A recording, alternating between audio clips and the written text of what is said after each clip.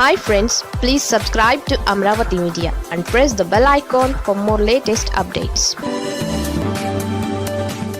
వ్యూహాత్మక తప్పిదం వైసీపీకి ఇదే శాపం. టీడీపీ కంటే జనసేనాని పవన్ కళ్యాణే ప్రథమ ప్రత్యర్థిగా వైసీపీ చూస్తోంది. టీడీపీతో జనసేన జత కట్టడం వల్లే అధికారం కోల్పోయామని వైసీపీ ఆవేదన చెందడాన్ని అర్థం చేసుకోవచ్చు. ఆంధ్రప్రదేశ్లో టీడీపీ, వైసీపీ, జనసేన ప్రజాబలం కలిగిన రాజకీయ పార్టీలు. బీజేపీ, కాంగ్రెస్ జాతీయ పార్టీలు అయినప్పటికీ ఏపీలో వాటికి బలం లేదన్నది వాస్తవం. 2014లో టీడీపీ, బీజేపీ కూటమికి అప్పుడే జనసేన స్థాపించిన పవన్ కళ్యాణ్ సంపూర్ణ మద్దతు ప్రకటించారు. ఎన్నికలలో జనసేన పోటీ చేయకుండానే కూటమికి మద్దతుగా పవన్ కళ్యాణ్ విస్తృతంగా ప్రచారం చేశారు. కేవలం 2% ఓట్ల తేడాతో టీడీపీ నేతృత్వంలో కూటమి అధికారంలోకి వచ్చింది. వైసీపీ 67 ఎమ్మెల్యే సీట్లతో సరిపెట్టుకోవాల్సి వచ్చింది. నాడు జనసేనాని మద్దతు లేకపోతే ఎట్టి పరిస్థితుల్లోనూ కూటమి అధికారాన్ని దక్కించుకునేది కాదు. ఆ తర్వాత 2019లో జనసేనాని కూటమి నుంచి బయటకు వచ్చారు. వామపక్షాలు బీఎస్పీతో కలిసి ఎన్నికలలో పవన్ కళ్యాణ్ పోటీ చేశారు. చివరికి ఆయన పోటీ చేసిన 2 చోట్ల ఓడిపోయారు.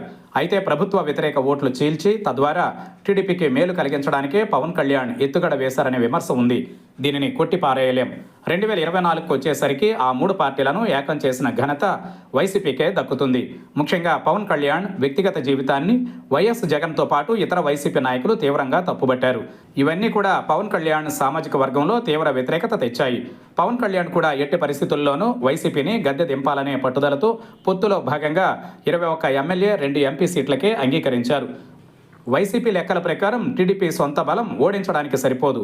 జనసేనను కలుపుకుంటేనే టీడీపీకి రాజకీయ భవిష్యత్. అధికారం ముఖ్యం కావడంతో చంద్రబాబు తెలివిగా ఒక మెట్టు దిగి పవన్ కళ్యాణ్తో సన్నిహితంగా మెలిగారు. భవిష్యత్తులో కూడా అదే పందా కొనసాగిస్తారు. వైసీపీకి కూడా అధికారం ముఖ్యమే.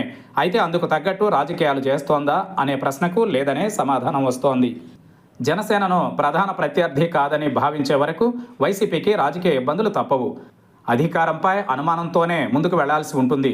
జనసేనాని పవన్తో అనవసరంగా గొడవలు పెట్టుకోవడం వల్ల రాజకీయంగా నష్టపోతామని తెలిసి కూడా ఇప్పటికీ వైసీపీ మేల్కోవడం లేదు. చంద్రబాబు కంటే పవన్నే ఎక్కువగా ఆ పార్టీ నాయకులు టార్గెట్ చేయడం ఆశ్చర్యం కలిగిస్తోంది.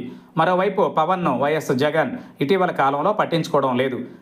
ఎందుకంటే తన వైఖరి వల్లే రాజకీయంగా నష్టపోయామని ఆయన గ్రహించారు. అందుకే తప్పులు పునరావృతం కాకూడదని ఆయన జాగ్రత్తలు తీసుకుంటున్నారు. అదేంటో గానీ వైసీపీ నాయకులు నిత్యం మీడియా ముందుకొచ్చి పవన్ను నిలదీస్తూనే ఉంటారు. టాలీవుడ్ అగ్ర హీరోలు నందమూరి బాలకృష్ణ, మెగాస్టార్ చిరంజీవి మధ్య వివాదం తలెత్తగా తెలివైన రాజకీయ పార్టీగా సినిమా చూసినట్టు చూడాల్సింది పోయి పదే పదే పవన్, ఆయన తమ్ముడు నాగబాబు స్పందించాలంటూ వైసీపీ నానా యాగి చేస్తోంది. ఇదంతా అనవసరం. పవన్ స్పందించకపోతే రాజకీయ నష్టం ఆయనకే. మెగా అభిమానుల్లో పవనే చులకనవుతారు. కానీ రాజకీయంగా పవన్ను వైసీపీ తీవ్రంగా టార్గెట్ చేయడం వల్ల అభిమానులు మళ్ళీ ఆయనకు మద్దతుగా నిలిచారు. నిజానికి రాయలసీమ మినహాయిస్తే మిగిలిన ప్రాంతాలలో జనసేన కార్యకర్తలు, మెగా అభిమానులంతా రాజకీయంగా టీడీపీ వ్యతిరేకులు. ఈ వాస్తవాన్ని వైసీపీ గమనంలో పెట్టుకోవడం లేదు. కేవలం పవన్ కళ్యాణ్ రాజకీయ నిర్ణయం కారణంగా ఇష్టాలతో సంబంధం లేకుండా టీడీపీకి మద్దతుగా నిలిచారు. అయితే అసెంబ్లీలో చిరంజీవి విషయంలో బాలయ్య ప్రవర్తన మెగా అభిమానుల్లోనూ, జనసేన కార్యకర్తల్లోనూ టీడీపీపై తీవ్ర వ్యతిరేకత కనపడుతోంది. దానిని సొమ్ము చేసుకోవడం అనేది వైసీపీ తెలివితేటలపై ఆధారపడి ఉంటుంది. అయితే వైసీపీ మాత్రం సమస్యను అనుసరించి కాకుండా స్థిరంగా ఏర్పరచుకున్న పవన్ వ్యతిరేకతనే ప్రదర్శిస్తోంది. వైసీపీలో రాజకీయంగా ఈ ధోరణి మారనంత కాలం టీడీపీకి శ్రీరామ రక్షే. వైసీపీ తనకు తానే నష్టం చేసుకునే తత్వం ఆ పార్టీకి శాపంగా మారింది.